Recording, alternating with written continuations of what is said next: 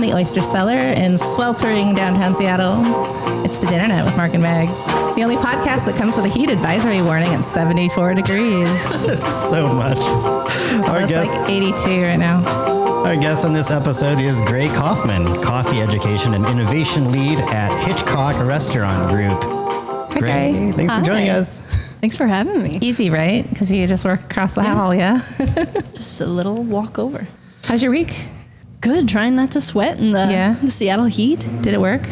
No. Yeah. Did you sweat? I finally broke down and got an AC unit for the house. Oh, nice. It was something expensive that someone was like giving away for like super cheap on Facebook Marketplace. Oh, and I nice. like ran to it. That's the way. Yeah, way to snap that up. Do you have it all set up and your place is cool now? I feel like it doesn't, it only does 400 square feet. So I feel like it hasn't quite gotten to the whole house yet. We just moved into a house up in Greenwood. Congrats. Oh, wow. Thank you. Cool. I'm very excited. I love Greenwood. I used to live up there back in the day. When did Greenwood get so cool? I know, right? I think people just like kind of left it alone and let it naturally, organically get cool. And now they're all moving there. Yeah. We just got a Trader Joe's. I heard that. Mark, how's your week? My week was... Did you sweat? I did. I don't know. Did it make you sweat? Now I'm like craving January. You know, I'd be complaining about it if it were happening. But now that we're hot, I don't know. I run hot. It's when we get up into the mid 70s, it does feel sweltering to me. Yeah. Like we're aligned that way. Yeah. I did a lot of work this week. Yeah. Basically, it was a kind of week where the second I finished something, I was like, oh, great. Now I have time to start the other work. Yeah, exactly. I have. But it's okay though. I got out to some good places. When I had a moment to get some food. Did we get to hear about them later? Yeah, we'll talk about it later. Good. How was your week? I was just running like you. I was on the beat for the Sea Creatures Group / Union story. I still have 8 more interviews to listen to and transcribe. God, that's a complicated one. In short, as quickly as possible, Bateau and Boat Bar are suddenly closed temporarily, and 2 of the general purpose locations are closed permanently. So I just was hustling around, talking to whoever I could talk to to find out what's going on. So you're trying to dig up what really happened. I'm trying to figure out what really happened, and people strongly disagree about what really happened. So I have to deal all in quotes and not opine on my own. Sure. Yeah. And I sweated a lot. Yeah. Yeah. You'll sweat from the heat and you'll sweat from the work. I also, I was gifted a very nice air conditioner. It's Hisense brand, and I got it at Costco years ago and put it in my bedroom, and that's the move. It's a game changer. Yeah. Yeah. I'm feeling some air conditioning envy from you two right now. You should get one. They're cheap. They're $269 at Costco with membership. They used to be $600. You should get one. Ooh. Swimming also? Are you guys Seattle swimmers? I like to swim. I haven't gone swimming. Where do you go swimming? I like Lake Washington, going anywhere there, or Green Lake in the early summer still feels not yucky. Green Lake? Okay. Yeah, we weren't allowed to swim in Green Lake when I was a kid because they had the swimmer's itch. That's why I go early summer. It's an early summer, and I'm like a 5-minute bike ride away that I can just immediately jump out and go take a shower. Sure. I'm not saying I'm too good to swim in Green Lake. I've spent many hours in my life doing that. But I'm just a fan of the diving board. Sure. I feel that. Yeah, I took swimming lessons when I was a kid, and I feel like they somehow didn't take. Like, I don't know. You can't be taught. I don't know if I know how to swim. It just feels like if I fell overboard, it might be a problem for me. I'm a strong swimmer, but I haven't gone swimming in like a local body of water in a long time, and now I really want to. Yeah, I was on swim team. Always a fan of like jumping into some salt water. Totally. When it's warm enough. Yeah. I grew up on Queen Anne in the north part, and when in the 80s, 90s, there was a rope swing down on the canal by the little Fremont Bridge, and we used to swing into the canal. I probably wouldn't do that now. No. Maybe. Yeah. I'm thinking there's lots of broken glass at the bottom, but it's a beautiful golden memory. I'm going to do that when we're done today. All right. Well, Gray, you are the education and coffee innovation lead for Hitchcock Restaurants. Tell us a little bit about what that is. Yeah. So under Chef Brendan McGill, there are, 5 restaurants. I think that's right. Yeah. Between here and Bainbridge Island. Yeah. And so last year, a friend of mine bought a house over on Bainbridge Island and offered for me and my partner to go live over there. And so I moved over there and had heard such incredible things about Chef Brendan and immediately connected with him and was like, I just want to work with you. I want to be connected in this group, and he offered me the opportunity. It just worked at the right timing to come and help with the cafe on the island and kind of just innovate some of the coffee programs that they have. They have a lot of coffee programs that they have Bruciato, and the Oyster Cellar used to have an espresso machine too, Seabird. So kind of just helping to change up their coffee stuff. And Cool. And you have a long career in coffee here in Seattle. I do. Yeah. It's been 11 years in Seattle now, working in Seattle coffee. Yeah. Yeah. And you compete. I do. I compete in the U.S. barista competitions. Yeah. Done that 4 times now. 4 times so far, yeah. Yeah, 4 times semifinalist. Nice. Very Yeah. good.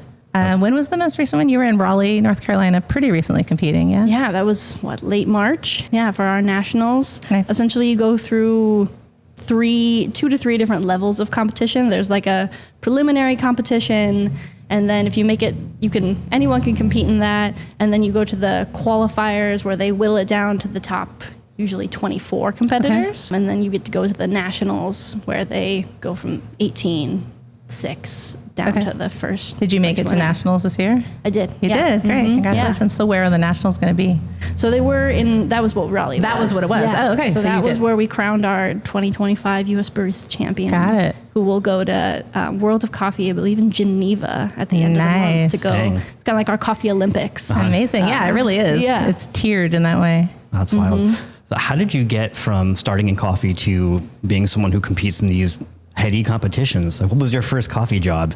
My first coffee job was a volunteer position in my hometown in Fort Collins, Colorado. Yeah. Shout out to Everyday Joe's, which sadly Nice. no longer exists. But it was a volunteer position that I think kind of just jump-started me into coffee in the best way, where I thought all the baristas were really cool. I was, one of those experiences where I tried coffee and I was like, this is not like the coffee I usually drink. I grew up drinking coffee. Just my parents were big Pete's people. Okay. So Major Dickinson Roast was That's where Mark worked. Pete's. That's where I Pete's worked coffee? back in the day. Yeah. Funny. Yeah, that was like peak. Like we were drinking the cool coffee back then. At least I thought. And then I went to this coffee shop and just thought that everyone was really cool. They were serving drinks I had never heard of. Had the very classic. It's a kind of classic thing in coffee to try an Ethiopian coffee that they traditionally taste like fruit, especially like blueberries. Yeah. Okay. And so that's kind of a quintessential coffee experience. And tried this coffee and was just like, this is like, it blew my mind to what coffee Nice. could be. Yeah. And I already wanted to be a chef all growing up. Just you loved did. food, loved watching, Food Network with my parents, Ina Garden, Nice. Giada, Nice, Martha nice. Stewart, all the classics of the 90s, early 2000s. And went through this very rigorous program for what I now learned. I thought that this was just what every barista usually has to go through, where I wasn't allowed to be on bar for the first 6 months. I just was essentially shadowing, watching people, taking lessons, watching videos, taking exams. And then if I was deemed good enough, then I could go and move on to the next section of being on bar, but not serving any drinks to customers. Okay. Wow. And then Hardcore. even if your latte art wasn't good enough, they wouldn't let you on Damn, bar. Fort Collins. Right? For a volunteer shop. How old were you? I was 17. Oh, man. And so I thought that was just what coffee, it was essentially someone from Denver had come to Fort Collins and he was like, why does Fort Collins coffee suck? This is a college town.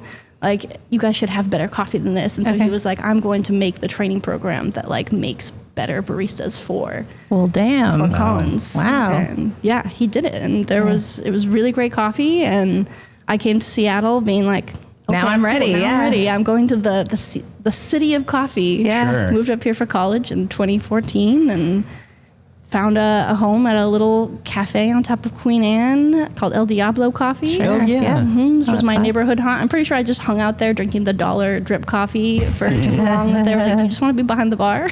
We're like, yes, I thought you'd never ask. Yeah. And pretty much. Nice. And yeah, just kind of fell in love from there. I was getting a degree in food and nutrition sciences at SPU. And essentially the program really steered you in into dietetics and working as a clinical dietitian. And I just wasn't into it. I wanted to be, I went there because I wanted to be a chef, but didn't, traditional path of going to culinary school didn't seem realistic for me. I wanted to go to college, learn. I was a science nerd, so I wanted to I was in between that and like biochemistry. Yeah, I was going to say, it sounds like you're into the science side of culinary stuff. Fermentation science, all of it. It was kind of like, do I go coffee, beer, wine, like which fermented thing am I going to go down? Are you still a fermentation nerd? I still am. Yeah, I still do lots of fun things at home. Cool. I need to get my beer brewing kit back out. But I feel like I'm kind of getting out of my beer era right now and just kind of stuck in like wine. Cool. It's just too much fun stuff going on, especially living in Washington. Okay. And then I know that you were at Caffe Vita for a while too. Yeah. So I started there it was my first job back out. I got laid off from a job right before COVID shut down, and then I started working at the Fiore up on Sunset Hill. Okay, great. Oh, yeah, I lived out there too, yeah. Yeah, and then there were only 3 of us working there. Tarika Rock, Rocky DeSalle, and me, and they moved our whole group to help open up the KEXP location when Vita took that from the La Marzocco Cafe. Yeah. Okay. Yeah. I remember, yeah. So I started working there, and then that's kind of what brought me into more education roles, where I started working there as their cafe trainer, and then I started working in some wholesale, and then eventually became their head of retail training. So I trained all the baristas in all of their Seattle cafes. We had a Portland cafe, New York, kind of headed that education department with Sam Spillman for a while, which is who brought me into the competition scene. Where's Sam these days? Sam's still there. Sam's still at Vita. Okay, yeah, cool. the I think director of retail. Great. Sam Spillman is a genius. Cool. I want to ask you about the competition because it segues really well into that. But first, I'm curious, how much of that Fort Collins training style did you take into your leadership role in training people? Was it like calculus in high school, or you just never used it again? were you like, I'm gonna emulate some of that, or were you like, that was a little unnecessary, I'm gonna pare this down a bit, or what was your approach like? Yeah, I think it was you take everything from every educational opportunity that you have and like kind of like find what works as you learn more, especially with coffee. Like there's so much that is changing about like puck preparation and ratios, just depending on what machine you're on, what coffee you're using, what the style of the day is. Yeah, and for people who don't know, puck preparation is preparing the espresso in the portafilter, right? And getting the right temp and pressure down. So exactly, and how you distribute the grounds in. I was going to say, do people know what puck preparation is? And then I realized what it was suddenly. And then I'm like, should I ask them about that? But you were way ahead of me. No, I feel like in coffee, especially, like people are a little bit afraid to ask questions. Yeah. Where they like, especially in Seattle, people like, there's an air of like, we should know about coffee. We should be born knowing. Well, and like, we should go up and I should know my order. I should know exactly what you're doing. And I mean, it's so funny to think of that culture of like having the really complicated customized order that takes like 45 seconds to rattle off. You know? Yeah. You're going to realize how you drink it every single day. You'd think that you would know how it is prepared, but I think there's like some mystery about it. Yeah. So that transitioned into you having your first competition. Could you tell us about like how that transpired? Yeah. So I'd kind of seen a few competitions from afar. Seattle has a bit of a reputation for, creating barista champions. We had Layla Gambari, who, like, her family owns Cherry Street Coffee. Obviously, Sam Spillman, Cole McBride. There's a rich history in the Pacific Northwest with brewing coffee champions. And it's a very expensive competition to compete in, especially nowadays. You have to pay for everything. Essentially, to be in these competitions, you bring everything but the espresso machine. Right. Oh, wow. So some people even bring their own grinder because they're just so dialed into it. But you're giving a 3-course tasting to a set of judges. So you're bringing water cups, the specific water to pair with it, your cups that maybe I work with a ceramicist who's local, shout out to Sarah Kay, to create specific cups for that tasting experience. You're doing 3 rounds, so an espresso, a milk, and then a signature beverage course. So you're bringing all of that stuff. You're training for weeks. Some people even like buy the machine that they use at competition. Wow. So it's a very expensive competition to compete in, and I had kind of seen it, but never thought that was maybe something for me. And then got to work with Sam Spillman at Vita, and she kind of offered that opportunity to me to be a coach. It's really helpful to have someone who has been through it and done it, because there's a lot about this competition that you kind of have to have done it to know about. Yeah, I was just thinking about that when you were talking about all the things you need to bring. Like, how would you know unless you had someone advising you? Exactly. It's really hard. I mean, I made you can make the craziest checklist, and then you get out there and there's always it's so easy to forget one little thing. Right. So Because much. you're giving a 15-minute, essentially TED Talk about something of your choice, and then giving all these drinks, and it feels like you're, giving some type of, it's like a dance where my partner has taught me blocking, where I'm learning specific movements, and I have music in the background that when I know the song changes, I know I need to be moving on to my next course. Totally. It's choreographed and a little dramatic. Oh, absolutely. Yeah. I keep thinking about, was it the terroir of coffee? Wake up and smell the terroir. Wake up and smell the terroir in Brazil. What's that from? That's from Roxanne, right? Oh my God. Anyway, yeah. I just remember there was a lot of drama and suspense in the production. Yeah. I mean, that's what's kind of fun to get to. You have 15 minutes to do whatever you want. You kind of want to leave the judges with something I like to create a little bit of tearjerker moment, or something that's just a little powerful, where this is what's so cool about this competition is I don't get to serve these coffees or serve coffee in this way every day, and I've spent probably at that time 6 to 8 months curating this experience. So you're only serving 4 judges, so 4 people at the most are ever going to taste this experience. And so I want to make that moment powerful, and what do I want them to take away from this? Yeah, it's a performance.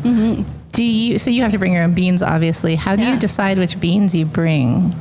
Yeah, you do essentially kind of like a wine tasting, it's called a cupping, where people will send you samples of coffee importers. And so thankfully, my first few years, I had a lot of help from Sam Spillman connecting me with you're looking for really high clarity coffees that are really complex, and also ones that you just connect with. Sure. And so I remember we probably tasted through 20, 30 coffees.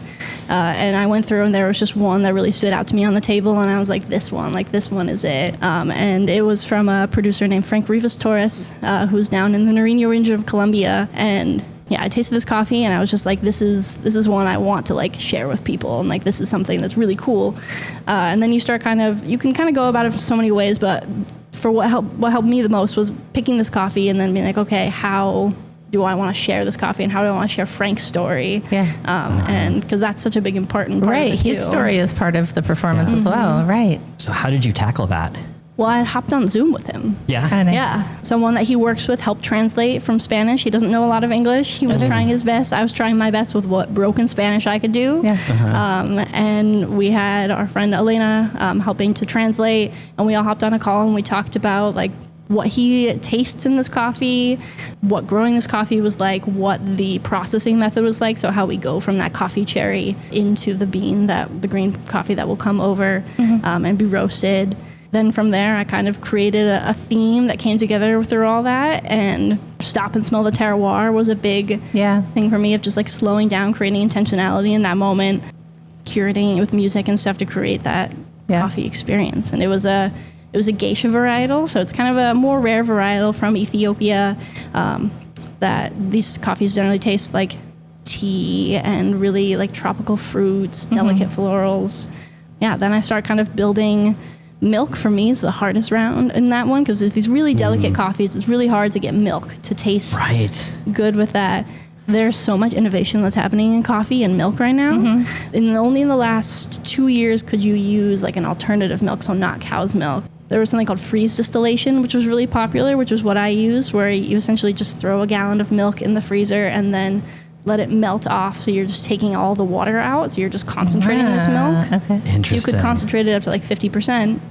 But people were doing stuff even more wild like that, like cryodesiccation, which is just freeze drying. Whoa. So you could take your gallon of milk and then add milk to the exact ratio that you wanted. So, and then you're creating balance between like, what is the ratio of the shot that I'm pulling? So it's a lot of late night tasting bad coffee and really bad drinks. And because you have to create a signature beverage too. So that's the third course is like you're creating a synergy between these ingredients it's essentially coffee mixology. So you're taking coffee, still want it to taste kind of like the coffee or like a transformation of that espresso. This is all only espresso based. Yeah. And so you're trying to transform it with a few ingredients so that way they can like see what this coffee could become. Yeah. So you're just adding, a lot of just tasting really horrible things where you're like, oh, what if I had like a few drops of this and like one drop of this? And that was how our final drink came to be. It was me, Sam, and my partner, Kay, like all sitting in the lab, like drinking all these terrible drinks. I mean, like this just doesn't taste right. It should taste like we're adding, usually like my kind of way of going about it is like a fruit, an acid, and a sweetener. And then trying to drink combinations of those, thinking of different fruits and then way to adjust those fruits, acids. And we just could not figure it out. And then finally Sam's husband, Brian, came in and he was like, what if we just did this and added like 1 drop of rose water? And that was it. Like we were like, okay, that's the transformative ingredient that we needed. Nice. That just like blew this drink out of proportion and like made it taste like grape Jolly Rancher and hibiscus. And we were like, where did all these flavors come from? Wow. Bro. So what else was in the drink? So that one had a guava puree, lime curd, and then rose water, and then a chilled espresso, and then it was blended. So it just gave it like a nice fluffy texture. That sounds incredible. I have cool photos of it too. There's a rose vapor over it too, so you just kind of got that rose in that way as well. I remember it was hot outside the day that you did the performance, right? You did the show, and we went into like this beautiful chilled like rose vapor. Like it was very refreshing and beautiful and fruity. That was my downfall in the first year, but also it was so much fun to do. I really leaned into the performance aspect of it my first year, where I just really wanted to create like an experience. And it was something Sam always reminded me that the first year I was like, whatever, like we're making an experience, like it all has to go back to taste, because like in the end it's all about the why. And so I wanted to create like this beautiful dry ice, like using rose water to create a vaporized rose aromatic, so that it kind of created that experience that we had when we were tasting those drinks in the lab. But it became like too much a little bit when it was like on stage, where like the judges were like, oh, there was so much rose, and like why was it all on my face? Oh, really? And it kind of overshadowed a little bit of the drink. Interesting. But it created some beautiful photos, and it just was so fun. And delicious. I remember it being delicious. Yeah. Oh, yeah. Those people are wrong. It wasn't too rosy. It was perfect. Exactly. There are other competitions within the championships, right? Like you're just competing in a 3-tiered or a 3-level category, but there's other categories that involve other preparations. Like is there a black coffee category? Yeah, there's a brewed coffee category. So there's the brewer's cup. Yes. There's cup tasters, which is like a coffee cupping. It's called a triangulation, where you're trying to find essentially which cup doesn't taste like the rest. Oh, wow. Which is, I think, one of the hardest. Like a palate test. A palate test, exactly. Palate quiz. Yeah, wow. And then there's latte art, where people are like pouring very intricate latte art. Yeah. There's a cocktail. There's a cocktail one.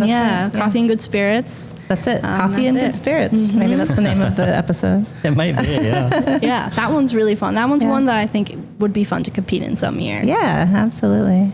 So you guys are talking about all of the scientific nuances and palate flavors and et cetera about the coffee itself. But while you're talking, I was a music major. So I'm like, how do you choose the music? I feel like that's something that I would be thinking about, just going about my life throughout the world. Whenever I heard a little bit of music, I'd be like, I could compete to this music. How did you choose the music?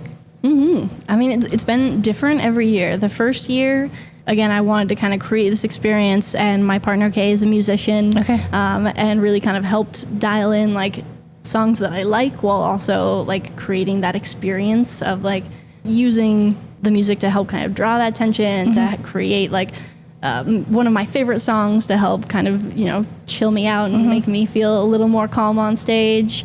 I always like having something with a little bit in the beat in the background. Okay. Yeah. Not too much like vocals. If there's too much like vocals, then I'll get a little kind of distracted and forget where I am. Yes. Because I'm just like, oh yeah, that's right.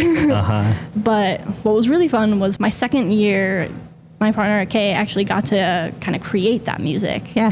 So cool. through this competition, my very first year actually, so in a twist of events, my coffee didn't make it through customs in time. Oh, right. So it got stuck on a boat somewhere. So stressful. It was so stressful because at that point, we had spent, 3-4 months just concocting this. Yeah. Everything revolves around that coffee. Right. And we suddenly couldn't use it. Yeah. And thankfully, Sam was competing in Brewers that year. And so she had some of her coffee that we had bought enough of it. We were going to release it through Vita at the end of the competition that I was able to compete with that. Okay. Which, we had to change everything to make that work. Wow. And it was, of course, an incredible coffee. It was from this farm called La Palma y El Tucán, which I had the opportunity to visit last year, and that's what kind of brought me to compete again Where is that one independently this from? year. That one's also in Colombia. Yeah. That one's like just outside of Bogota. Cool. In the Cundinamarca region, and it's like one of the most well-known farms in the world. They really focus on like regenerative agriculture, and it was the perfect place to have my first coffee. You got to travel there, yeah? I did, yeah. So I've competed. It was my fourth time this year.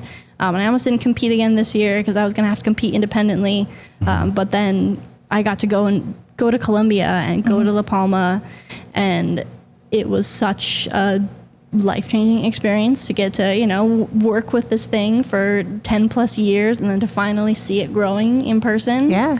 Many tears were shed on that farm, standing in the mountains. I bet. Like cupping these coffees like in their lab where they had like fully glass walls on all of them. So you're like staring out at the coffee trees while you're cupping these coffees. Dang. Yeah. And one of them I just tasted it and I was like, it was mind blowing. You knew. And I knew. And I was like, this is just like an experience like none of. This is one of the best coffees I've ever had in my life. And, that's what oftentimes people use in competition is like a story of them going to origin or like sharing that story. And I'd always been like, oh, maybe someday. Like, that's not the experience that I like want to share. But once you have it, you're like, I see why everyone does this. It's because like you want to recreate that moment of like the boom. Yeah. It's like, whoa. It seems very profound, just because so much goes into it, right?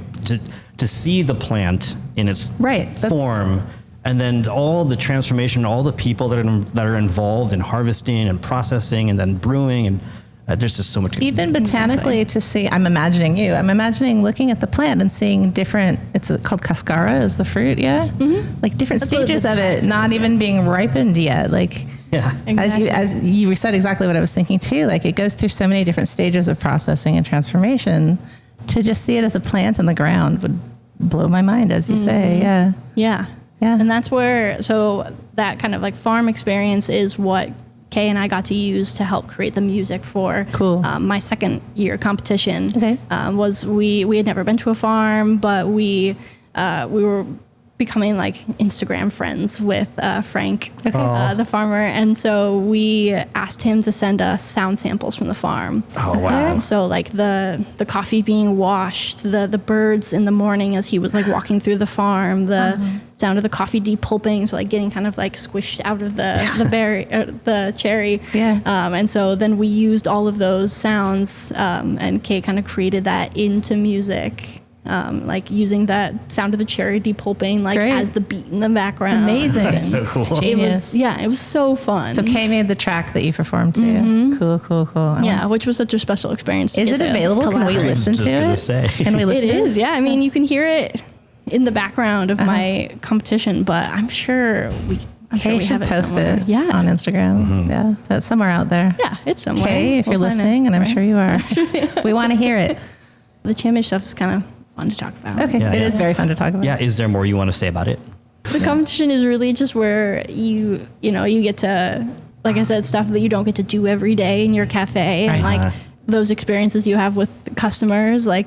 Most people are just on their way to work and don't really want to talk about like the way that this coffee was processed. Sure. Exactly. And, like, these coffees are also incredibly expensive. So it's not a coffee that you could just throw on your grinder on a random Tuesday. So it's, you know, you're going to share the best of, or the best and like your wow moment on stage in like a very curated sense. Do you personally have any involvement in roasting beans? Like, do you ever do that for your own beans? I don't. Yeah. It sounds difficult to be involved in that. Like, yeah, it can be. Yeah. It just takes a lot of training. Yeah. It's just, you know, a whole other facet of coffee you can be in that different takes skill. Yeah. Yeah, it's something I would love to learn how to do someday. I think that's kind of like just a goal of mine in my coffee career. There's like a lot of gear coming out where like people can like, you know, you press a few buttons or you can use other people's profiles that they've all saved in a catalog, and I can go in and pick like, you know, someone's world barista championship roast from 3 years ago on this little, that it'll just roast it that way. Yeah, right. But it's, you know, it's an art form in itself. It's an art form. So that's why I send my coffee out to my friend out in North Carolina. Kyle Ramage at Black and White Roasters has been roasting my competition coffee since I started this. Okay. Cool. He was the champion in, if he was 2017. Okay. And he just has a flavor palette and a brain like no one I've ever met.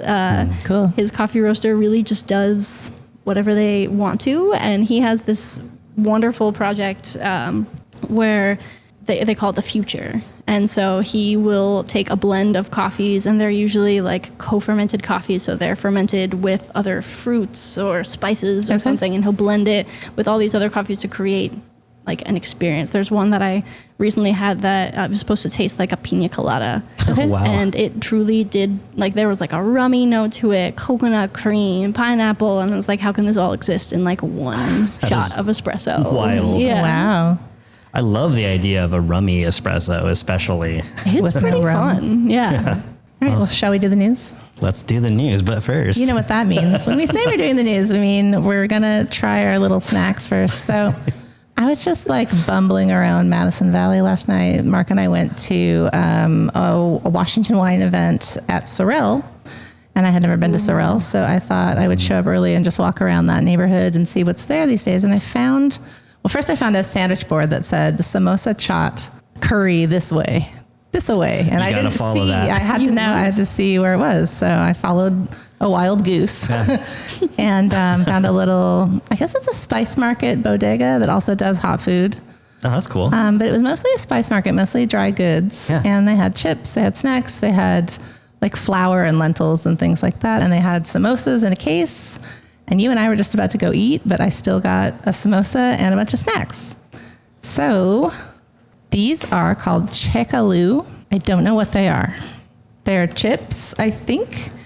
The ingredients are interesting, I think. I like that. It says traditional snacks on the they're package. just traditional. Like, I mean, I really love that there's a traditional snack. So this is what I'm excited about. Rice flour, refined peanut oil, green chili paste, I like that ingredient. salt, curry leaves. I like that ingredient. Ginger, onion, and tapioca. Ooh. I think these are going to be good. Yeah. I'm very curious. So too. Yeah, the snack We're just going in.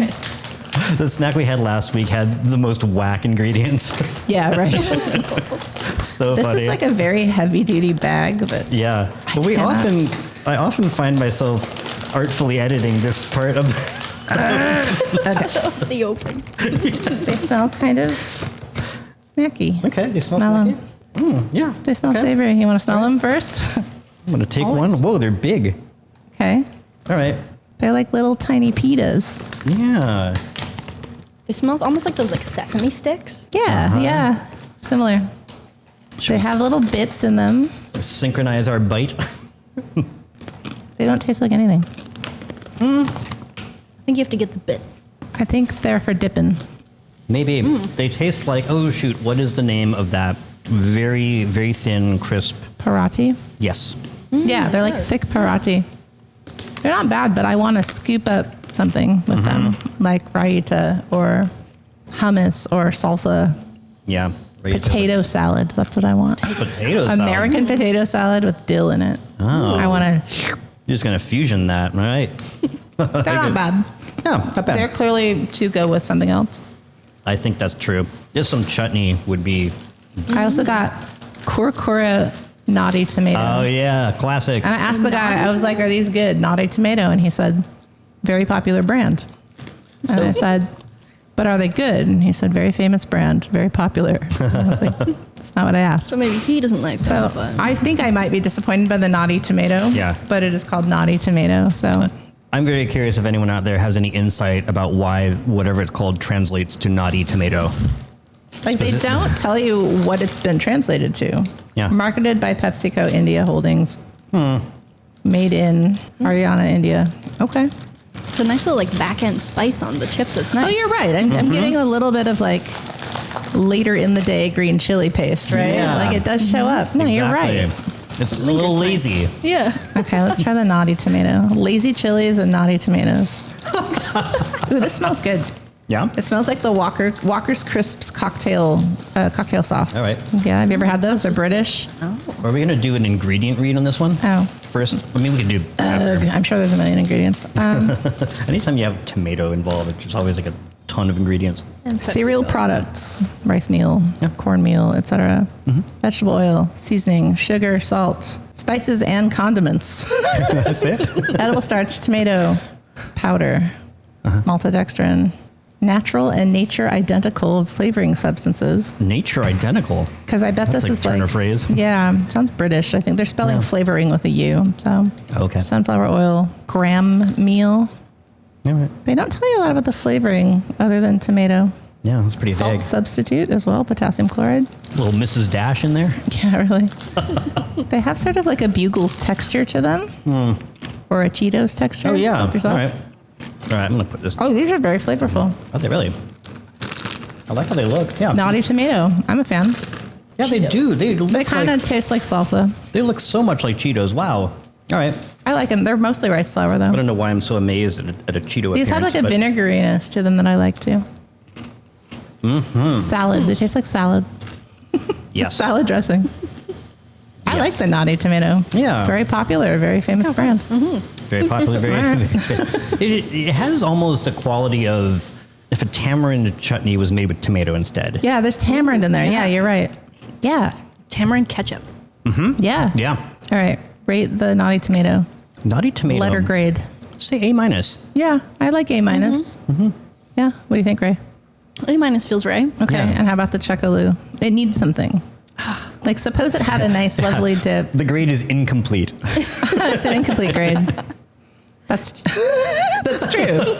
Yeah. If I had a big bowl of like Yeah. yogurty dip, Yeah. I would give it a B plus. I think, yeah, they seem like a really great They dipping. actually are great. Like vehicles. They're great for a dipping vehicle. But yeah, it's an incomplete Like, grade. I'm not mad at them at all, but they need a little something. We need more information. Yeah.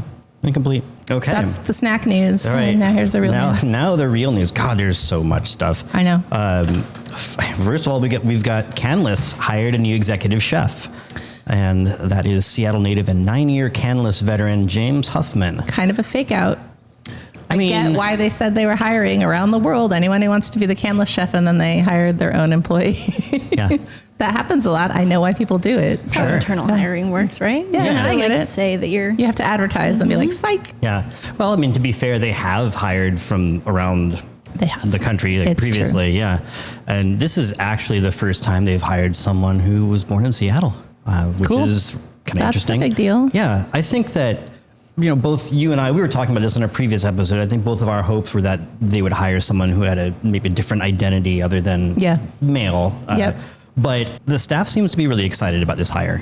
I am noticing that. So, If that person already works there and knows the staff and is liked by the staff, that's huge. Yeah. Like, that's a leg up for sure. Well, do you think this was maybe something about how the brothers are like stepping away, Yeah. or like one One of stepping them, yeah. away. One of them is, So they yeah. wanted to kind of still keep that identity. and Yeah, that makes sense to Maybe me. not bring in someone else brand new. Yeah. while Totally. They're kind of trying to figure it out again. Yeah. And the thing that occurs to me, I don't know if this is a factor either, but it could be, is that for many years, Canlis's identity was sort of that they really didn't have a lot of executive chefs over their history, right? There was a chosen few, right? Yeah, someone would be the chef for like 30 years. Yeah. Yeah, and over the last decade or so, that number has kind of crept up as chefs have come in and put in some time and then left to do their own thing later. It's and, millennials. And it is very much, millennials are killing Canlis. Yeah, the Canlis industry. But I do think there might be a certain appeal to having someone come in and have some continuity there and maybe be someone who could stay for longer than 3 to 6 years, potentially. I don't know, but I am happy for them. yeah. Do they I still don't know make them. you wear a dinner jacket? No, they do not. Notably, Yeah. I think they figured out that all of the Microsoft rich kids were not going to take off their gravy stained T-shirt. Yeah. So Do you know when that went away? no, I don't. I'm going to say early Semi-recently. 10s, Yeah. or like maybe 10 years ago or 13. There's so much lore around being improperly dressed for Canlis. Yeah. You know, and I don't know how much of it is true, I but saw some Reddit thread the other day where people were like, where can I go where we can dress up, where there is a dress code and other people will be dressed up? And someone said Canlis, I think. And everyone's like, nope, not even Canlis. interesting. Yeah. I love that old cliche of someone walking into a restaurant underdressed and the maitre d' being like, perhaps you'd be more comfortable in this, and slipping an actual dinner jacket over A them. that they rental have. jacket. Yeah. Bowling shoes, rented clothing. I think I don't believe in dress codes for restaurants. I understand why it existed before, but I think it's gatekeeping. I think Oh, for sure. if you are required to own expensive clothes to dine at an expensive restaurant, that's not my shit. Sure. Yeah, absolutely. They do suggest it on the website. They do say, we want to curate the most beautiful experience for you possible. It's nice when you dress up, but it's not required. Yeah, I think that's fair. Okay, other news? Yeah, De La Soil has opened inside the Kenmore Copperworks distilling location. Okay. Do you guys know about this place? No. So they have been around as a pop-up since around 2018, serving like approachable cuisine with, as their site says, dedication to wild foraging and the local farmland. And so this is their first permanent location. And I looked at their menu, and it's interesting because it's a lot more accessible, I think, on a price point and just sort of general first menu than I think you often experience with something that has that kind of dedication. Yeah. I think we're so used to farm to table being this kind of fanciful night out kind of positioning. And so I think this is a really interesting way to go, and I'm very curious. Some of the things on their menu were beef fat baby carrots with black garlic labneh. Nice. And I want that. Yeah, barbecue pistachio, mint, and cilantro. I mean, it's, I don't know.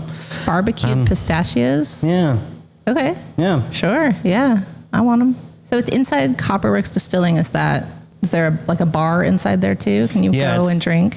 I think it's a tasting room as well. Okay. Got it. It's right there along the Burt Gilman Trail. I've ridden past it many times on the way Okay. to visit my parents. So Sounds like we should go there and learn more. yeah, absolutely.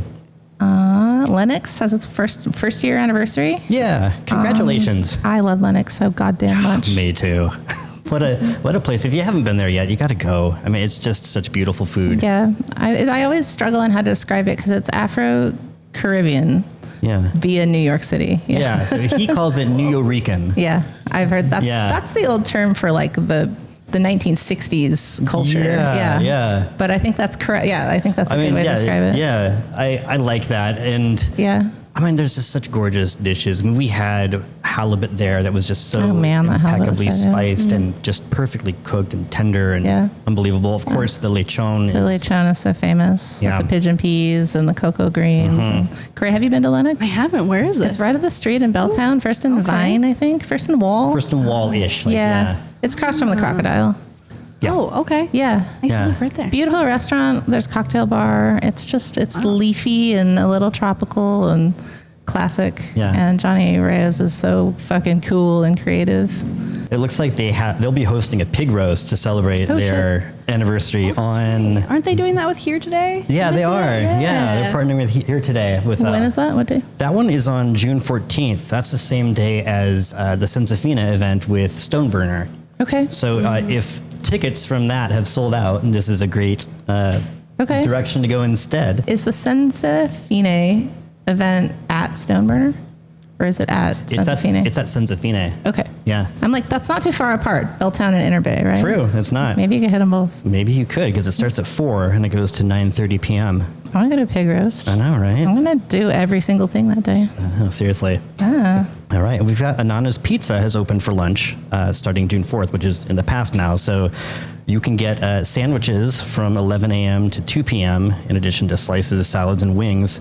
You know, it's a lunch desert up there on First Hill. So I think this is a significant addition to the lunchscape over there. Of course, there's George's Deli, which that place is good though. So great. Yeah. But other than that, you're kind of, I think generally it's kind of like that chain fast casual stop that is catering to the medical professional community in general over there. So if you don't want to do like a fast casual salad chain, Ananas and George's has got you covered.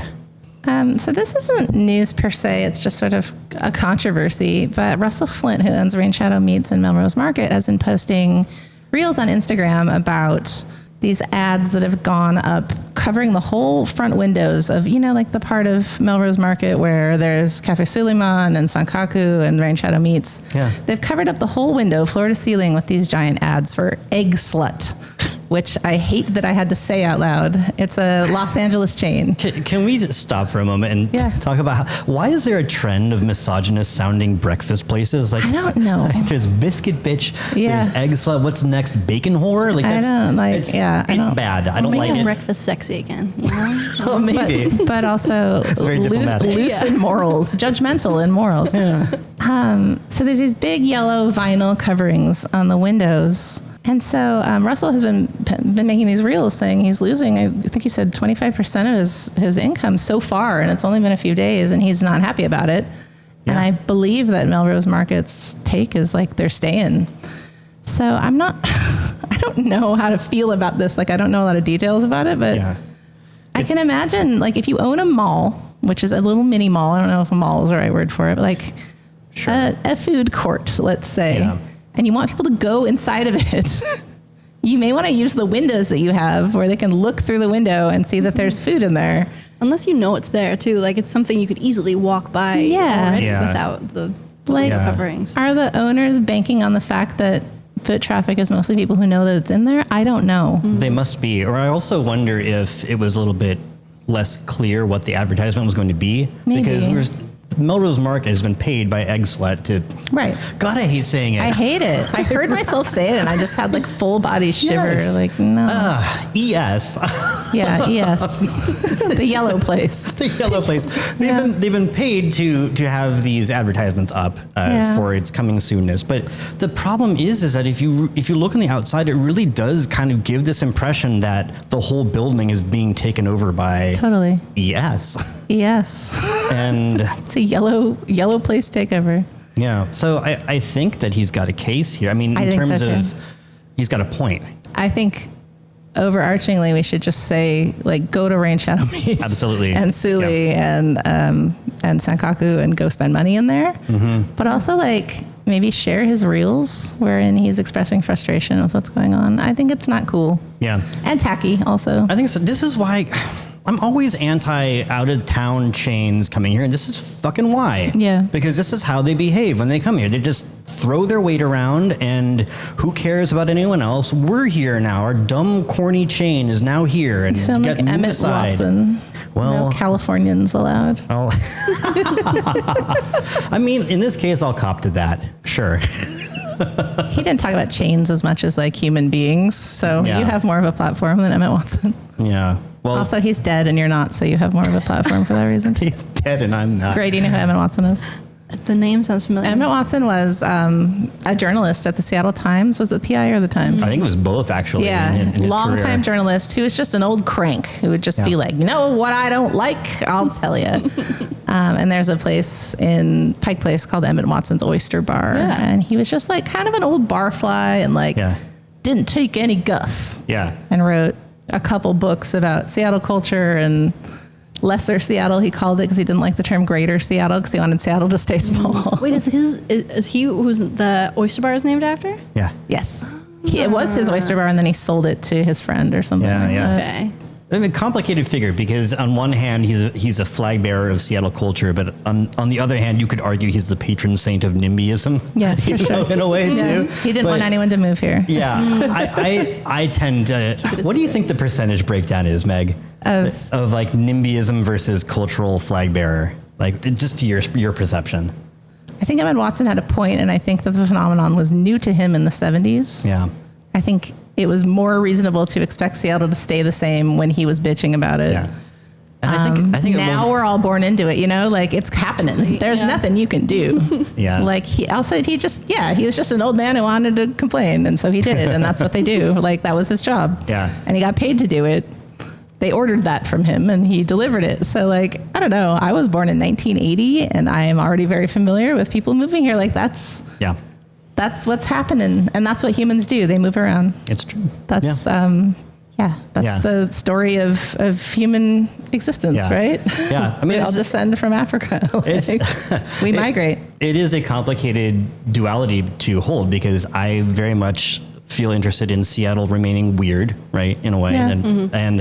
But also I'm uncomfortable with the idea of like a purity and that is being diluted by other people, right? Like that extrapolates to some real bad shit. So I don't know. I used to be cranky about it in my early 20s, and now I don't give a shit. Yeah. I have relaxed about it a little bit, but sometimes I get pissed off about it. You know, just case by case. Gray, do you have an opinion on this as a transplant? You've been here a long time, right? I've been here over 10 years now, and it's goes back and forth. Where sometimes I do feel like a local, and then other times I'm like, oh wait, I also moved here. So like, but like you're allowed to. Yeah. Like you moved here for college. There's nothing wrong with that. It's true. Yeah, totally. And I fell in love with the water, and that's cool. Like I don't think that should be what people have a problem with. Totally. Their problem is with capitalism and everyone moving here and then the rents all going up. Yeah. But that's not the fault of human beings. It's the fault of people who own the buildings, right? Exactly. Yeah. Well, for our second half, we were thinking a lot about like, the coffee culture of Seattle and how it's evolved and where coffee is now, and like who better a person to ask than you? Yeah, heard they got coffee here in Seattle. What do you know about it? They do. Yeah. Right now, I think we're at a really cool moment where it's changing a lot. I mean, we all kind of know that Seattle has a big reputation for coffee.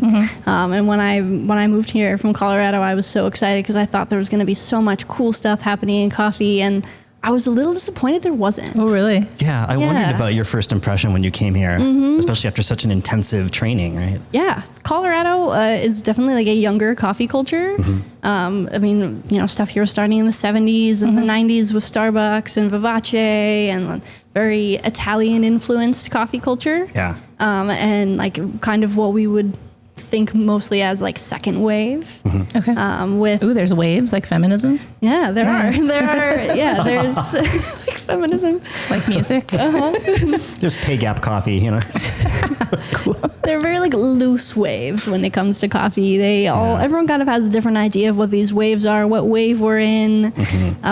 Second wave is kind of when we were seeing a change in the U.S. coffee culture, and Seattle was a big part of that, with like especially La Marzocco being brought in and like those machines, the creation of the Linea espresso machine with the dual boiler, which was they had to create a new espresso machine for the American palate because they needed a bigger steam boiler to create these bigger milk drinks. Really? Because the steam boiler couldn't handle the capacity of these like really tiny. Because when you go to Italy, you see all these really tiny espresso machines, and they make a little tiny cup. Tiny cup, and we want a 32 ounce big old latte. Yeah. 12-ounce lattes will in Seattle especially be like the most popular drink anywhere I've ever worked. it's what Seattle wants. Yeah. Okay. So we got, I think these big names kind of kept us in this second wave of like, people became very like ingrained in that identity. And we, again, love 12-ounce lattes and love maybe some flavored lattes. So then we kind of move into the third wave, which has gotten kind of broken off. Like third wave is where people are maybe more looking at like coffee quality and focusing on like where your coffee comes from. There's been a big change with like consumers making coffee at home. This happened a lot during COVID. There's a lot of like people were buying their own espresso machines. They're having to go out and like buy a bag of coffee that maybe they didn't do before. So they're having to then learn like, what kind of coffee do I like? They're making their own sourdough. Yeah. Totally. And there's so much information out there. I mean, you go on YouTube and TikTok and like, Morgan Drinks Coffee and all these content creators are like putting so much information out there, and then people are going home and like, okay, well, maybe I can do that too. But it's putting a lot of exciting new pressure on the coffee community too, because they're like, if I can make this latte at home, what are you gonna do? Or like, now I know about like what kind of coffee I like and the way it's being made. So if I'm gonna go out and spend $6 on a latte, I want to know like what's going into it. Sure. There's so much other like exciting stuff that's happening. I feel like now, especially, we're kind of seeing a change in the coffee community in Seattle. There's a lot more just community happening. There's a lot more like events for coffee people. There are being more like cuppings, like coffee tastings going around, the educational events for coffee professionals as well as the community. There's some really cool coffee shops that are like that have just started to open or that are like about to open, like Ash Day is about to open Day Made Coffee. Where's that? That's gonna be down in Pioneer Square. The Narrative folks are taking over Elm. They like just shut down Elm for good. Oh wow, so I didn't know that. That happened. Elm was there for a long time. They 10 were. years. It was a bummer. I always said my favorite coffee shop isn't in Seattle is in Everett because it's Narrative Coffee. I love that place. Yeah. Alex is Maxwell Mooney owned that for a long time and just passed it on to one of the folks who was helping run it, Alex, and they're doing, I think, Seattle's best coffee. Really? And I'm really excited for them to open up in Seattle. Proper. So now I can like have a really like. I've never been. To go there. What's it like? It's incredible. I think they mostly use Velton's coffee, but they do like a blind tasting with their staff every so often. And they will taste a bunch of coffees again in this like cupping style. And so they'll all taste them and then they'll vote on which coffees they like the best. And those ones, it's blind. So no one knows what these coffees are. And they're truly just choosing them based off of taste. And those are the coffees they'll decide to have on their bar for a while. And they'll usually rotate through different roasters every like couple months. And they are some of the most like interesting and exciting coffees that I've been seeing around. And they do like hand brews and shaken cortados. And they can also make one of the best mochas you've ever had in your life. So it's just like they can do the classic well, but you can get an innovative experience. This place has everything. It does have everything. Nice. Some of the best chocolate chip cookies and biscuit sandwiches. Really? The breakfast burrito is it's always my stop up north. I haven't had the food there. Got to put it on my to-do list. Yeah, they do everything. So that one's going to be an exciting. I love how there's been an emergence of more global coffee styles where we're not so focused on Italian style anymore, right? Like there's been some Mexican cafes that have opened up, some African styles opening up. You were just talking about the Costa Rican place. It's called Giddy Sloth. Yeah, like there's all kinds of different... Not just beans from different places, but styles of preparing the coffee. Yeah, like Bonito up in Capitol Hill is doing some really cool stuff. And what is it, Bonami? They're Haitian. Yeah. And then, of course, there's a bunch of Vietnamese places, too, which is super fascinating to me because they're championing Robusta beans, which, when I was a barista back in the day, that was like, you don't use Robusta beans. Those are the bad beans. Oh, we really? got to use Arabica, right? That was the conventional wisdom at the time. Of course, that's not true. I think the reason for that was back in the day, Robusta, as its name implied, was a lot more hardy for shipping and it didn't degrade as easily and it lasted longer. So industrial coffee roasters like Folgers and Maxwell House back in the day used to use that, and it became associated with bad coffee. But it wasn't difficult enough. It wasn't enough of a barrier to entry. Yeah. I mean, that's kind of what you can distill, I think, Seattle's kind of hesitancy in this coffee thing down to is there's just been a broadening of the horizons of what coffee can be. It's not doesn't have to be that Italian, that shot that you get Vivace that they will come and take from you if you don't drink it in the first minute. Have you ever had that experience? I was at Vivace this weekend and I saw that happening. Oh my God, I've never seen that happen. It's a very jarring experience where I got an espresso, I went and sat down and just went to go pull a book out of my bag and maybe answered a text and someone came over and tapped me on the shoulder and was like, your shot is now dead. I'm happy to remake that for you if you want, but you can't drink that. Perhaps you'd be more comfortable in this. Yeah, exactly. Here's your dinner jacket or get the fuck out. Wow. Yeah. What year are we talking? This was maybe 2017. Okay. I haven't been there in a while. Maybe things have changed. I wonder if they still do that. Yeah. The kind of the style, they serve these really tight shots that are called ristretto, which is all just about the ratio of how much water to coffee you're putting in. And when you're doing those, there are more concentrations of those fats and oils that could, in theory, go. The idea is that they say that they can go rancid or oxidize when you're sitting at. Oxidize, yeah. And so then it's not going to taste as good as it did. And I feel like you can let your customer decide that. Exactly. Yeah. I've decided that your coffee doesn't taste good anymore. Right. Per my Apple Watch or whatever. Yeah. Well, it's interesting. Yeah. I mean, that is an old school conventional wisdom. Yeah. Well, speaking of which, you had some thoughts on rethinking coffee freshness. Yes. And the idea that fresh is best isn't necessarily true. Yeah. So this was something that was maybe kind of in that second, maybe even bringing to third wave of putting roast dates on the bag and then maybe taking that into account of fresh is best. So you want people look at the bag and see oh, this was roasted a few days ago. That's good. I don't want to get that bag that's been sitting on the shelf forever, or that freeze dried coffee, which was really the first American introduction into coffee. And I think there's kind of become this maybe even myth, you could say it, about coffee freshness, that people still think that even when I was working for big roasters, we would say yeah, you want to drink this coffee in the first 30 days of its life. Yeah. And then after that, maybe it might not be at its peak. And coffee is changing so much. We're doing so much in terms of processing and fermentation changes. We're using varietals kind of like Robusta or some other new Arabica varietals that are more complex, that maybe I don't think we quite understand how they need to age, because there's so much gases and stuff built up in coffee it's freshly roasted.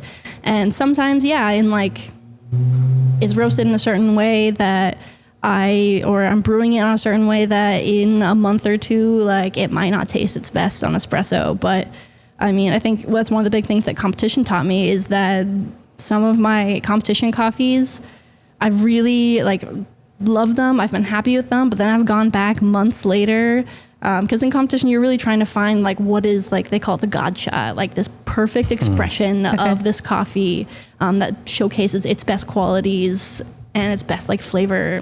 And sometimes that was 20 days off roast, and some days it was or sometimes it was 100. Really? And there's some coffees, there's this roaster out of Northern California called Hydrangea that every time I get their coffees, I just cannot dial them in. I have such frustrations with them, and I'll throw them in the back of my cabinet and be I was so excited about this coffee. It was a producer I love. And then I will pull them out. I pulled one out that was almost a year after roast, and I was shocked that it finally started opening up and tasting in the way I want. And I feel there's this maybe something we have to learn from wine.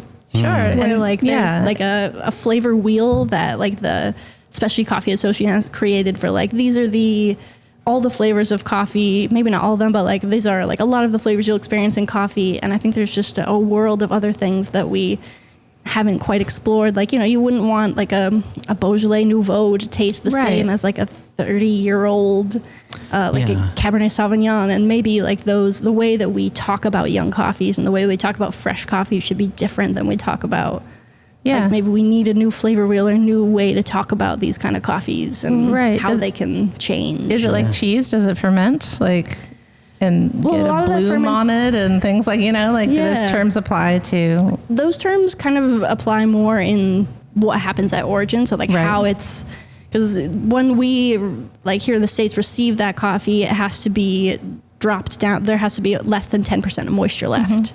Okay. So there's like some people who are doing experiments with like adding moisture back in and like rehydrating coffees, re-fermenting them. But the general thing that people do is they like you receive this product and then that's a whole other rabbit hole you could go down that is kind of starting to become a thing in specialty coffee as we have all these issues with tariffs and with different and climate change and the quantity and the quality of coffee changing.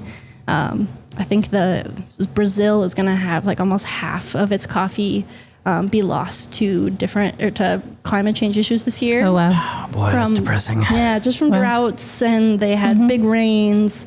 And so we're kind of at a point where we're trying to figure out like and there's coffees that are getting lost sometimes. Like you get a coffee and it's maybe the green has been sitting around for a year, and when they start to reclassify it as what's called past crop.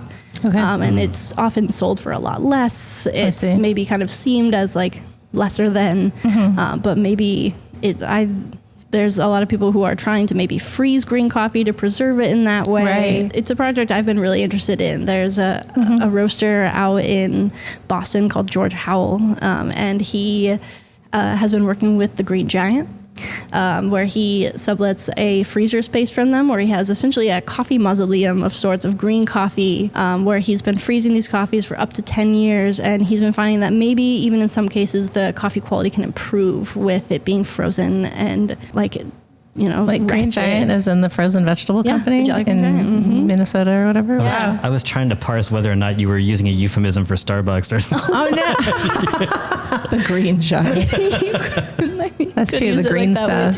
Wow. I thought you were talking about like maybe a company, like a coffee company called the Green Giant, but you're talking about Green Giant frozen foods. Okay. Yeah, because it's hard to find a freezer space that big. Of course, no, that makes perfect sense. For all this coffee. So a lot of you'll see some like really high level specialty coffee, like freezing their really high value lots or like some like really small quantities, competition coffees. Yeah. But it's not a very common practice yet. And so we're all just kind of trying to figure out what is coffee freshness? Where can this exist? There's, you can freeze roasted coffee. People have been doing this for a long time. Yeah. There are even some, I see it mostly in like Japanese roasters or like coffee shops where they'll have little vials like in a freezer that you can be like, oh, would you like the 2014 vintage of this coffee? And you can try it. And I feel like that could be a way that coffee goes and exciting, who knows, maybe we could call it the fifth wave of coffee. Unlimited waves. Yeah. This is sort of a naive question, but I've never worked in coffee like my friends here. Coffee grows in forests, yes. Like on trees, farms. Can it be grown in greenhouses in smaller amounts? Like they grow bananas or whatever? There are places working on it. There's in Denmark, I believe they're trying to like recreate like an Ethiopian climate where they are getting like it takes 5 years for a coffee to produce any cherries. And even then, like it takes, I think I can't remember the exact amount, but like thousands of cherries to make 1 pound of coffee. So it's a very not necessarily high yield variety, but there are people who are doing it. I think it's in Santa Barbara too. There's called Fringe Coffee where they're trying to grow it there. So there's interesting. You can. It's not. I'm a gardener, so I actually have a little coffee plant as a house plant that I got at the grocery outlet. I was like, this is a weird plant, never seen it before. And then I used Plant app and it said it was coffee. And I was like, no way. But it has not flowered yet. And now I know why, because it's just a little guy. Anyway, all of this is to say, I'm interested in the botany of growing coffee. And does it need to be on trees of a certain height or a certain size, or as you say, a certain age? I'm thinking about when you go to Iceland, they're very proud of the fact that they figured out how to grow bananas in greenhouses, and you go to the supermarket and it's bananas everywhere. So I'm like, is that going to be coffee later?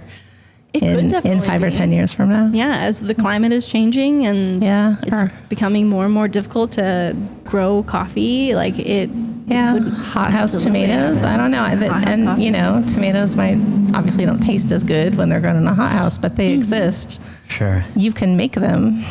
Yeah. Then it just comes back to like, you know, the talk about wine and terroir, like why Chubak Chuck is so much different than Chateauneuf de Pomme, you know? Yeah. Yeah. That's very diplomatic to say that it's different. And accurate. I mean, that's coffee too. I mean, there's so many parallels you can draw to that. And do you feel like the coffee culture in Seattle today is still exciting and unique versus when you arrived here, or like what historically we're told about Seattle being a coffee city compared to other cities in the US? Because it sounds like people are catching up, but they have their own different cultures.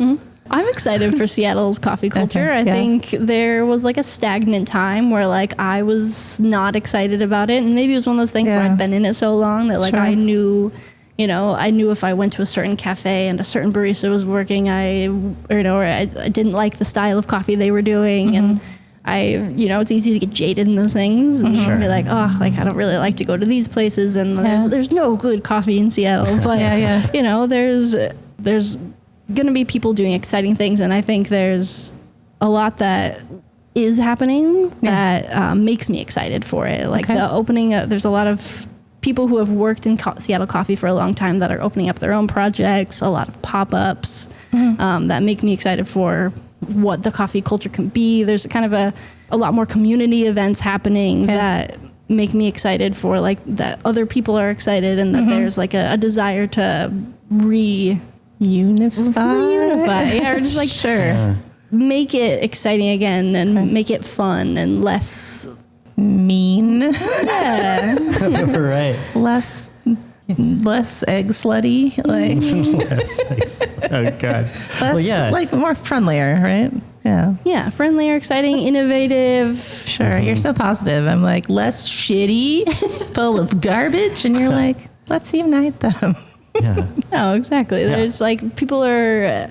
I go to other cities and I just see like that the baristas are like excited to be there and making coffee, that like there's a lot of community events happening. Like other baristas are like hanging out, going to other cafes. And I just wasn't seeing that in Seattle for so long. And people weren't wanting to like hang out with each other. And it's competitive. It was very competitive. People are trying to fight to change that now, that there's like, people are getting to open up their own, like, you know, if you're not working in the coffee shop you want to, that's making the stuff you want, like people are doing pop-ups and opening their own cafes, and there's fun stuff on the horizon. I mean, this Slow Day Cafe that opened up in Belltown, which is like one of the first places I feel like I can get like a really good pour over in Seattle in a long time, and Cardoon up in Ballard. Doing some cool stuff. By the museum. Yeah. Cool. Took over the Root Spot. There's a lot of exciting stuff on the horizon. Yeah. Before we do Thanks I Ate It, a lot of fanfare came of me posting this sunflower covered LaCroix that is sparkling water sunshine flavor. People lost their minds on Instagram. They're like, what is it? What does it taste like?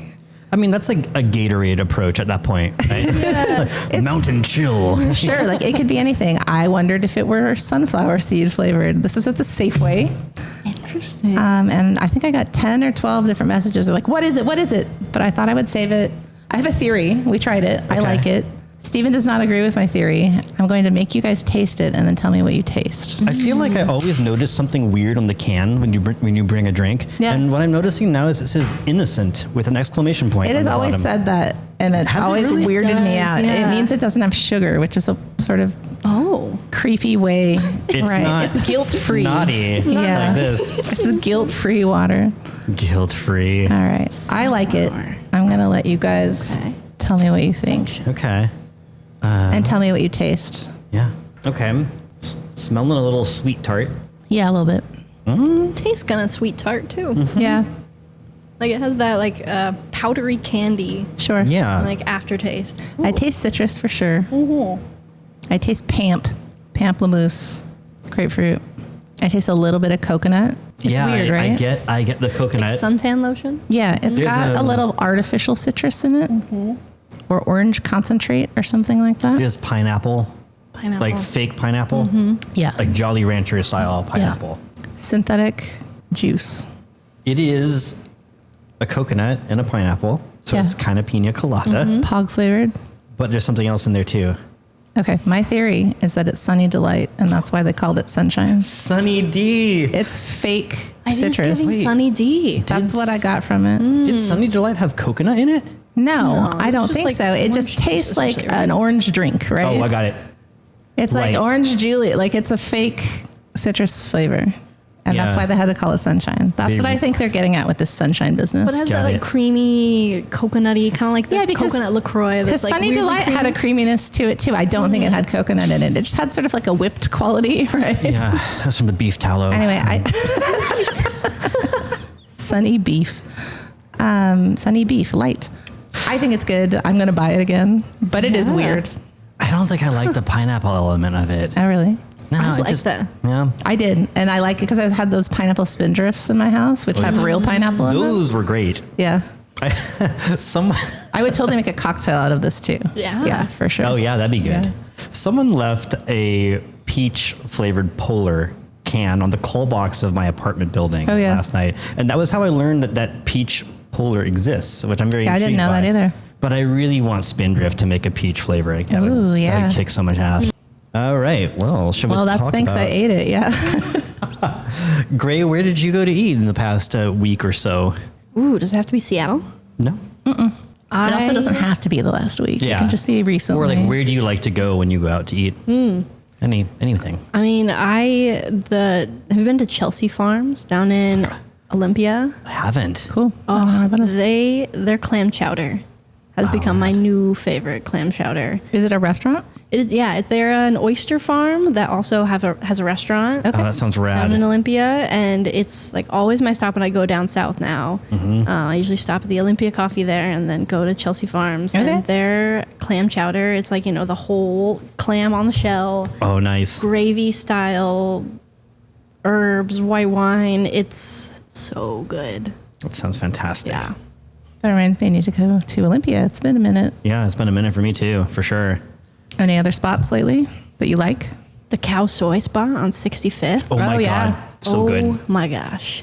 Have you been there yet, Meg? No, and I was just Oh, telling you someone gotta else check about it it because out. there's like someone on like Seattle Foodies on Facebook said there's no good cow soy in Seattle. Oh, I told them to go there, and I acted like I had been there. I was like, "You idiots! Haven't you It's tried?" fairly new. That's so funny. Yeah. because they transitioned, right? They were doing They were doing Hainanese chicken rice, yeah, It was and now called- they're only doing Yeah. cow soy. Yeah. They were called Ginger and Scallion. Are they still called that, or did they change the They name? changed it Yeah. to like cow soy some. Nah, Chiang Rai. Yeah, that's right. yeah. I had to type it. That's fine. Yeah. I Yeah. didn't want to butcher it. Yeah, but it was good. It was so good. Okay, Yeah. I want Which to do that. variety did you get? Oh gosh, I can't remember what we got when we were there. I got we the got two lamb. different ones. Yeah, the lamb one kicks Lamb? ass so Ooh, much. Ooh, a lamb cow soy. Yeah, Jesus, They have just a ton of different possibilities. I want there. that real bad. Yeah, Okay. you do. Even though it's a million billion degrees, it's a bowl of cow soy out I'd wait there. for a cool- Yeah. There's some Yeah. cool days coming next week. Okay, I'm on it. Well, or you could just be like a Thai person and Get eat even the- hotter, the- yeah. Yeah, the cow soy and the heat, which is. I am pretty unlike a Thai person I- in many ways. I often think about how certain cuisines from hot climates are also cuisines I don't feel like having when it's hot out. It's very weird. Yeah, I don't like sweating. I'm just not good at it. My Yeah. body doesn't like it at all. And of there's a course, lot it's of- like your body does it so that you would cool down. But I'm Yeah. just like one drop of sweat, and I'm like, I hate this. Yeah, it's like my body is making a mess of me right now. Like, Yeah. stop. Like, But we were at that Sorel event, and I just felt like this is a kind of a fancy place to be, and I'm just so sweaty, Yeah. and I can't cool down. I'm just like trying to go up to wine producers to ask for samples of their wine. I'm like, God, please excuse my whole Yeah. appearance right now. I'm so disheveled I'm and feeling. drippy.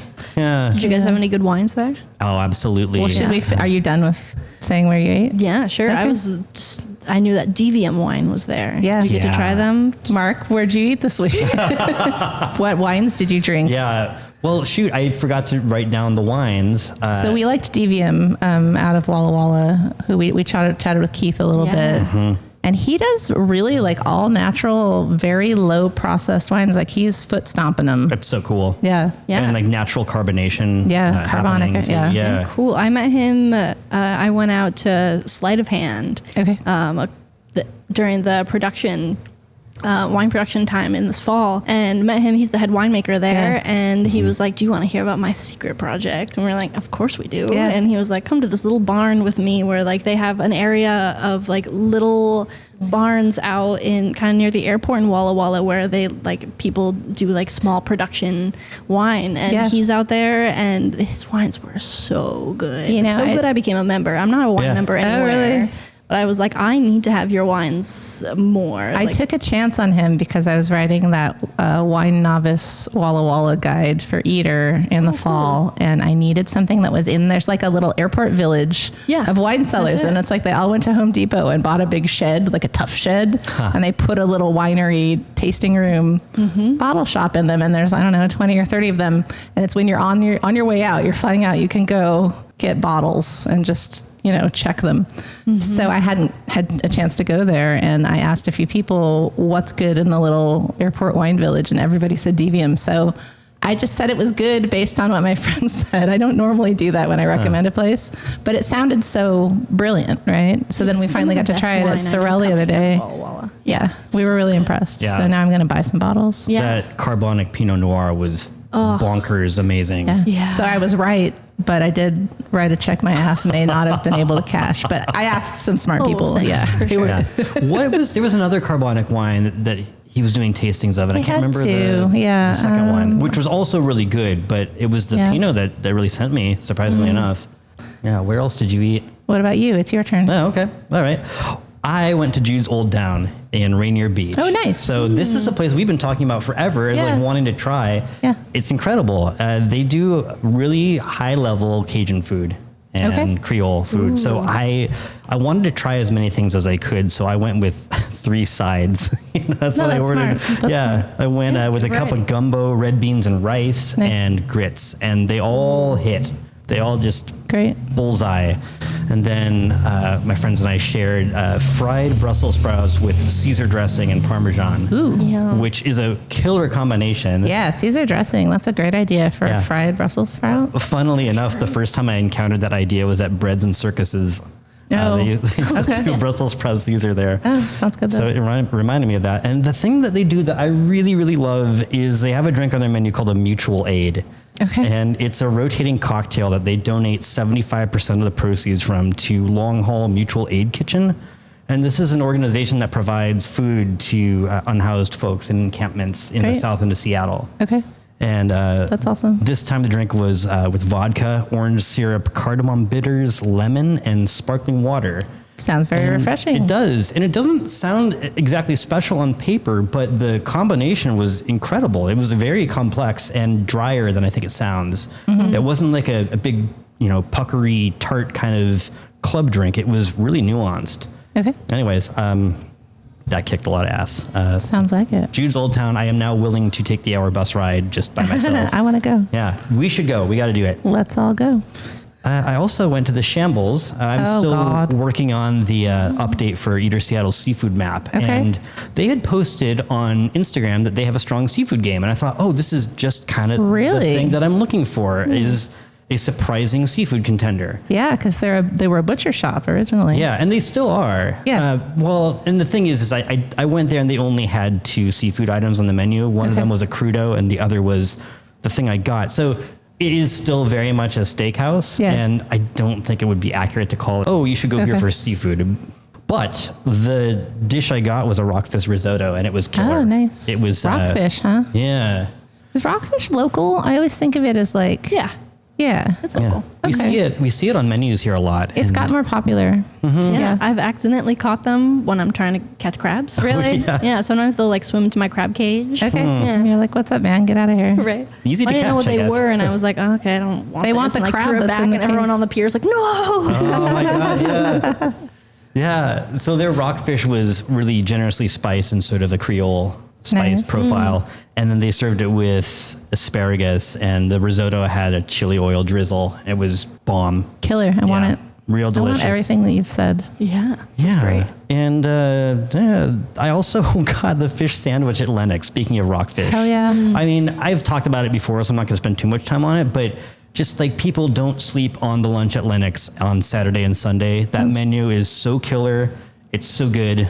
Don't sleep on anything about Lenox. Lenox can do Yeah. no wrong. Like I've never had a cocktail that wasn't perfect. Yeah. I've never had a bite that wasn't amazing. Yeah. It's fantastic. Also went to Ramey for happy hour. Oh yeah, I saw you there. Coffee rubbed ribs. Ate one little bite of your ribs, and I've been thinking about them. They had like oxtail qualities. Yeah, I would say so. These pork ribs, and they give you 3 on happy hour, which is incredibly generous. I thought that they may have made a mistake in giving me the entree portion when I received the plate. How much was it for happy hour? It was $12. Damn, for all that, it was a big old slab of meat. Exactly. Exactly. Can I ask a sidebar question now that when it gets hot?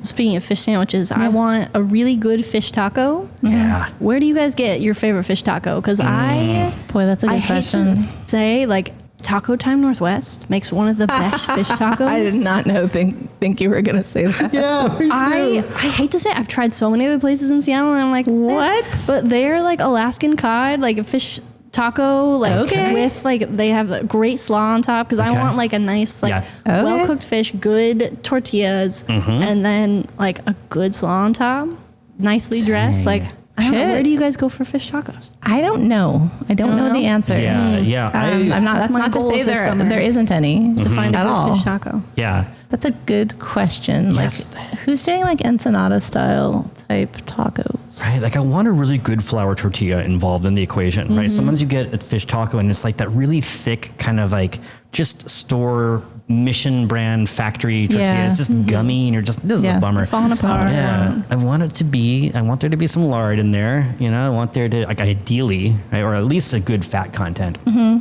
Anyway. Maybe the listeners can help us. Yeah. Yeah, listeners, favorite fish tacos in town, let us know. I'll be honest, I don't favor a fish taco. If I see it on the menu, I probably won't get it. But when I get it, I like it. Yeah. I think it's because it could be really bad. And if it's bad, it's bad. Really bad. Right. When it's bad, it's sad. Yeah, it's a high risk item. But there's a big payout too. Last thing I want to mention is I tried to get the gully burger at Spice Walla and they had sold out of it. God damn it. And so that's a word to the wise, pre-order it. I had forgotten how easy pre-ordering is at Spice Walla. I didn't do that because my week was so busy. I kind of felt like I couldn't predict when I was going to get there or importantly, if I was going to get there. But when you pre-order it, it's just... You do it and then you show up and they make it when you show up. It's not like you have to predict the time you'll come in. So to me, that sounds a lot easier. Remind us what a gully burger has for people who didn't listen last week. Yeah, the gully burger was the one they were doing last week, which was a fried chicken sandwich with Indian spices and their beautiful chutney. This coming week, which it's going to be past by the time this episode comes out, but it's going to be a lamb burger with 2 smashed lamb patties. God damn it. Yeah. I want that so bad right now. Right. I want it so bad. I'm going to pre-order it after this episode. Wow. I almost went up there when we were on our way to Sorel, but it wasn't really that close. And it was too hot to walk between 15th and 23rd. Totally. I ended up getting a lamb kati roll instead, which was bomb. I'd never tried the lamb before. I always go with the chicken. That's the only one I've had. I liked it though. Yeah. And that's... and that'll do it that's for my you. time. What did you eat? I just ate whatever like fell into my mouth accidentally because I was just running. Yeah. I was running all week. Feel that. I went to that Spice SPC spot and got a chili paneer samosa just as I was running to Sorel, and I liked it, and I would like to go back. They have hot meals. They have chana masala, butter chicken, aloo matar. Edgar D'Souza messaged me from Seattle Pop-Ups, and he was saying he saw my pictures. He was a former guest, and he said we should go to an Indian market, and he would give us a guided tour of the snacks. I want that. And I was like, that not only do I want that, but like that's great content. Like maybe we should video it or just write about it and get photos. Find out if these are truly popular. And if Edgar, yeah, exactly. Are they popular? Famous brand. Famous brand. Very popular. And he told me, oh, you should have gotten this, this, and this. And I was like, well, like let's document this in some way. Because I know a little bit about Indian snacks, but not a lot. And that's the guy. I think we should take Edgar up on that. Oh, easy yes on that. Totally. Yeah. I had Caffe Vita to die for, as ever. Yeah. I love being there. I just sat and worked for a couple hours. I got kind of sad when I walked by the old like roadside Vivace down the street, the booth, and someone else has moved in. No hate to anyone who's starting a new business, but it felt weird to not have Vivace in the little, I interviewed a bunch of union members from the wonderfully named United Creatures of the Sea Union at the Deluxe, and had a pretty serviceable fried chicken sandwich. I like it. I love the Deluxe. I was a Cornish student, so it's right next to where I used to go to college. And I love their pressed tin ceiling and their old bar. Yeah. And they give you a billion of those very, like, not twice fried, but just very seasoned, very thick fries. I don't know, big old mountain of them. Yeah. I went to Meyer Bar with Amanda Montauk and Jason Cochin. I love Meyer Bar. It's down in Pioneer Square. I believe the owners are Dutch, because you'll see little bits of Dutch language on like the sandwich board and on the menu and stuff. I feel like it's the same owners as Shorty's too. Is it really? The menu is exactly the same. Someone is Dutch there. Yeah. Yeah. It'll say like, welcome to the bar in Dutch, like, and there's little flags here and there. Not that I'm especially Dutch, but I have a Dutch last name. Hey. So I think I'm Dutcher than I actually There you am. go. Totally. And we sat, it was Art Walk, so it was kind of a madhouse, but we sat and shot the shit and had double gin and tonics, me and Amanda. I love that spot and had forgotten about it. And lastly, I went to happy hour at Ramey with Mark, and I got a cocktail on the happy hour list because I am cheap. And it was, I don't remember the name of it. It had vodka, jasmine tea, orange curacao. It had an aperitivo. 1826, is that what it's called? I think that sounds right. 1824, it had a number. Calamansi, lime, I think maybe one other thing. It was delicious and orange. That's it. That happy hour is killer. It's 5 to 8 in the lounge. I want to go back when I'm hungry. Yeah. And I went to Sorel. Yeah. Which the little snacky snacks we had were great. I'm dying to go to the wine bar at Sorel and just sit and get loaded and eat more food and be happy. Well, should we move on to what's coming up next? Yeah. This is going to be a very long episode, but I think it's going to be a very good episode. That's your problem. That's future Mark's problem to edit it. The very week that I don't have the time for the especially long episode, but that's okay. Yeah. We'll figure it out. It's free content. They'll get it when they get it, and they'll like it. Yes. Well, great. What's coming up next for you? You've got pop-ups, yeah? Yeah, I am nothing on the books officially, but people can follow my Instagram, which is at Gray Kauffman. Hosting some pop-ups I've done some pop-ups with Here Today Brewing. Great. We're gonna be doing some more this summer. Cool. Me and my buddy have been doing a coffee pop-up called Catch of the Day. Yeah. Where we just kind of see what we are liking in our like little coffee, I guess you call it a cellar. I like that. Yeah, our little coffee cellars, and we just bring what we have, see what's fun and seasonal. We did like a really fun cherry blossom kind of themed coffee pop-up a couple weeks ago, and we're hoping to get some more of those on the books. And Who's your buddy?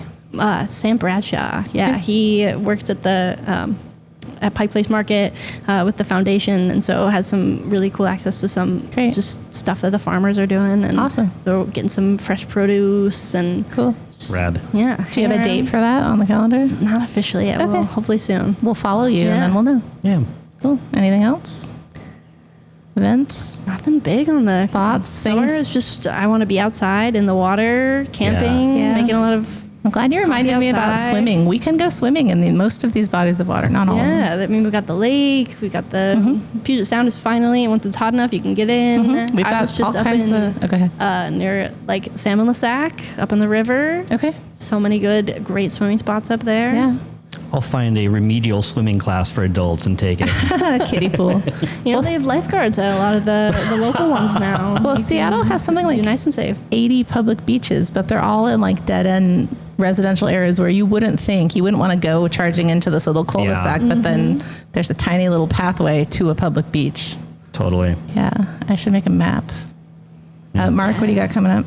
I'm going to be finishing up the seafood map update for Eater Seattle, and that's going to be dropping, I think, probably next week. Okay. So, still working on it right now, trying to find the right additions for it. It's not one I'm creating from scratch. It's something I'm revising from my previous version and the previous version before that. So it's not like a extensive thing, but I just want to try to find the right. Update. Yeah. You are very careful about them, which is good. You want to choose the places that deserve to be chosen, right? Exactly. I want to represent. This guy wants to represent. Yeah. What have you got going, Meg? I hope I finish this story on sea creatures in the Union this week. It's taking up all of my brain cells. Yeah. It's a big story. Lord knows when I will finish it. I hope it publishes this week because it's hot news, you know.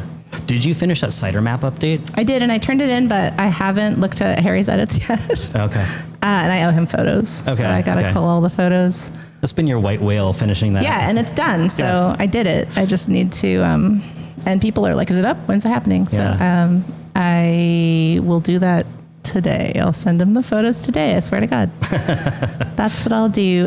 Gray, thank you so much. Great, thanks so much. Thank you for having me. Thanks for showing up at work to record a podcast. I know, Coming right? all the way to where you work. I think we have to especially appreciate that because Yeah. that's a certain energy, right? Yeah. But All super right. appreciated.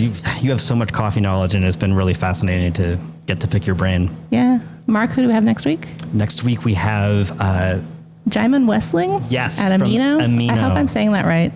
I was trying to make you say it. 'cause I didn't know, want to say it and I wrong. wanted to make you say because I wasn't sure how to I pronounce. believe it's Jaimin Westling at Amino, and I hope he brings either Michelle or Jen. We have 4 mics and 4 headsets. Yeah. So I hope that is what happens. But Yeah. at least definitely Jaimin is going to be on the show talking about fermented foods. Yeah, really innovative fermentation project that they're calling Amino, and they do pop-ups around town. Really interesting dinners. So Like fine They dining just did one pop-ups. with Brendan out of that's Seabird. right. Yeah. Yeah. It looked incredible. Yeah, I really wanted to make it to that, and I couldn't. It was such a drag, but We have so many things we mean to make it to. it's so true. All right. Well, Yeah. thanks for joining us. We'll see you next week, folks. Yeah, until next week, everyone. Bye. Bye.